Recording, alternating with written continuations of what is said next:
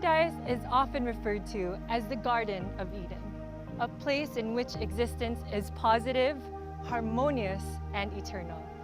If you ask me, we are pretty close to that. With a view like this, I share with a large part of you, since the Philippines is 90% coastal with over 7,000 islands, white sand beaches, exquisite coves, lush forests, and beneath it all, a whole different world.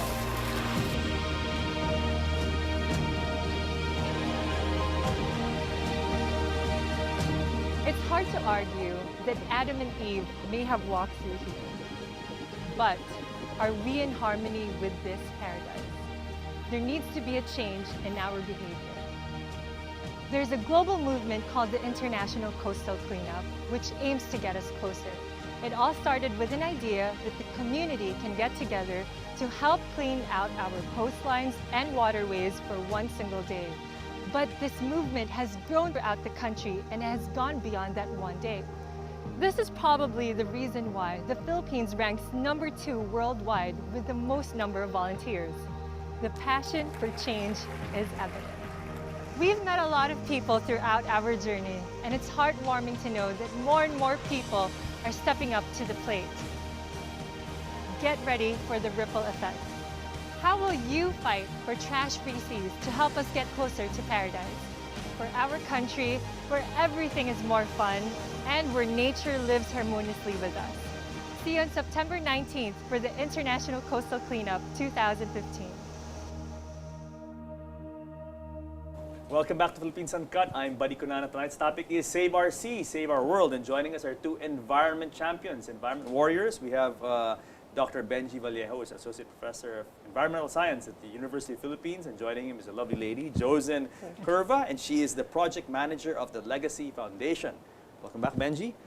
Of course, good evening and welcome, Josen. Thank you so much for having me. It's really a great honor and pleasure to be here with you today. No, thank you for coming over. And, I'm big admirer of your work, and I think it's a great thing that you guys are doing. But let's have some introductions first. Josen, tell us a bit about yourself. Okay, well, I've been working for the Lighthouse Marina Resort for 4.5 years now. And just being in Subic Bay, I used to live in the city, and being in Subic Bay, going to work every day, being surrounded by nature, water, and the mountain ranges. I know it sounds romantic, but really, I mean, it just helps me connect with nature, and therefore, it just, this affinity towards the sea just kind of grew. And from there on, I started getting involved with our corporate social responsibility projects at the Lighthouse. And we have this Go Green Program Committee, and eventually we evolved into the Lighthouse Marina Resort Legacy Foundation, which was established last year, and to really continue our efforts for helping our community and the environment. Excellent, excellent. You know, when you're talking about working in Subic and being in this marine environment and with mountains, I can see the twinkle in Benji's eyes.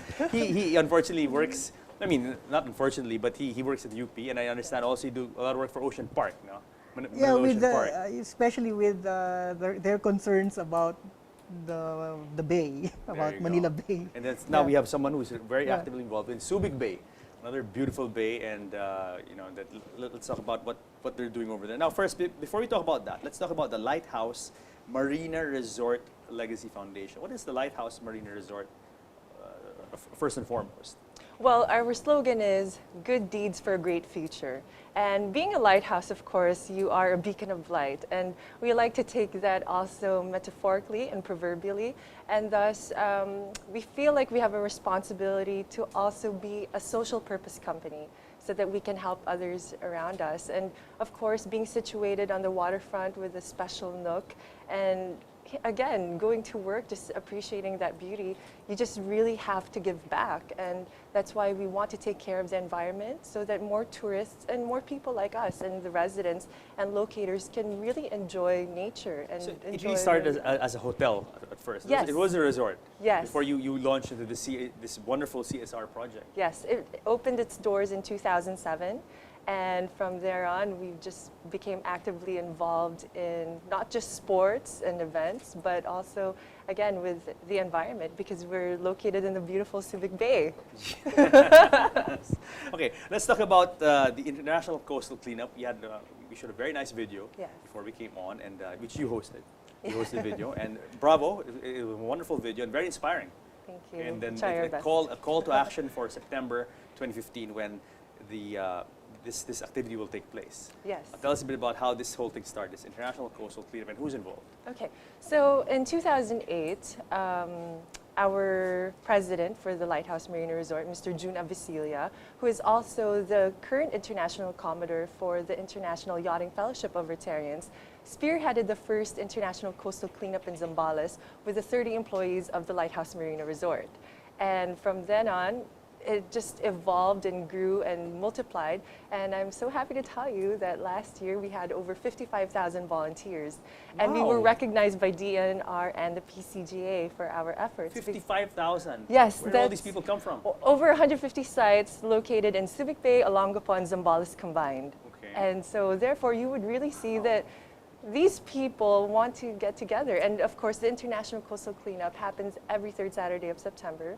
It happens in 91 countries, and it's a simultaneous global action, and that's what makes it more special. And these 55,000 people, where was the nerve center of their activity, the focus of their effort?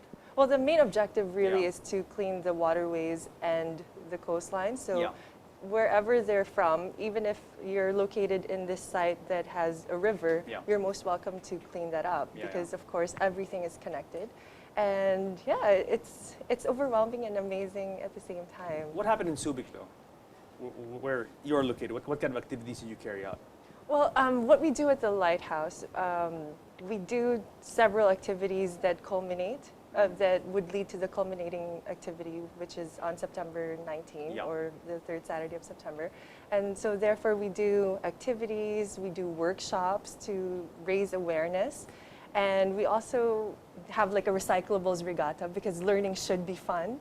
And those are just some of the things that, Recyclables regatta. yes, where these teams have to create a floating device made out of recyclable materials.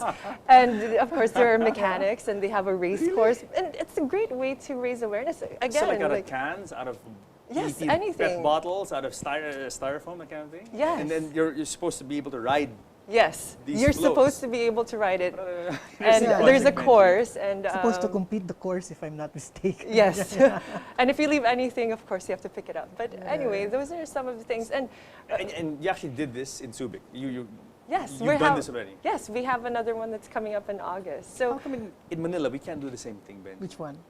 In These Manila kinds Bay? of activities. I mean, very inspiring. Maybe we can suggest. Right? To the, in Manila Bay, there is a Sunset Coalition. Remember about the businesses that tied up are cooperating in Manila Bay related concerns. So probably we can tell them. The Sunset Bay Coalition. Because it's a fun project, no? Yeah. It's educational, it's fun, and Exactly. you know, it's something that the people will want to watch. I want to watch it. Right? And one of the things I also want to highlight, if you may allow Sure, me to, sure, is that with the International Coastal Cleanup, what makes it so special and unique among other cleanups, it's not just because it's a global movement, but we actually study the data. So throughout the years since we started in 2008, we analyzed it this year with our foundation group, and we recognize that 85% of the trash collected in Zambales are mostly plastics, 11% wow. of which are plastic bottles and caps. So we're like, okay, as the late Ernie Barong said, knowledge is power, and thus knowing the knowledge behind it. And by the way, every year we submit all of these data to Ocean Conservancy, who started it in Washington, D.C. back in 1986, so that their scientists can analyze. So therefore we've been submitting, and we were like, okay, I think we need to start educating ourselves too. And so when we found out the data about that, we are currently replacing, you know how you check into a hotel, right? You have the 2 500 milliliter plastic bottles. Sure. That's complementary, and which is a standard all throughout, correct? So now what we're doing is we're going to replace that with glass carafes, knowing what we know now. And therefore, by doing that, you're saving at least conservative level 12,000 plastic bottles from getting to the landfills and getting into the ocean. And just imagine that's just one hotel. And if you multiply that by 40 other hotels in just one place. Staggering. Yes, Staggering. exactly. Imagine, Benji, what Joven said. 85% of the trash is Our actually plastics. plastic. Yeah. So can you imagine the impact that we all make if we just stop using this stuff? Exactly. Switch to recyclables. Yeah, or switch to reusable Yes, reusable yes. containers, like glass bottles, for instance. Yeah. Or a regatta. or for boats. There you go. Yes, exactly. No, I mean, yeah, I mean, that's why when you engage in these activities, you're able to voice out this message that you can't just find in other places. So Is it the same statistics in Manila in your studies? Is it, I Well, mean, the same huge amount of really plastics is Well, really it's the mostly majority. plastic. Actually, I had a student who did his master's research on the effects of plastic on the ecology of the coastline. Most of the plastics, as Josen said, about 11% are bottles, right? But most of them are really sachets of shampoo, really? for small packaging. Yes. And most of them, about more than 60%. We did this study about 5 years ago in Batangas, around the beach areas of Yeah. Batangas. About 60% are sachets. Interesting, So interesting. one of the things that we tried to bring it up to is for the manufacturers to at least do something like buy back all the sachets from the people so they wouldn't throw it to the ocean. But see, it's an Yeah. indicator, no? Yeah, That it is. the Sachets are being. It means that these are the small units that Exactly. For the retailing, masses yeah, for are able to retailing, buy, yeah. right? They can't afford to buy the big bottles because it's depending on the cash they have on hand. So they can afford to buy the little sachets, and really, Yeah, it's an economic indicator. It's an indicator of the purchasing Yes. power of people. So if they can only afford to buy small packages, so they will. What about in your Yeah. hotel?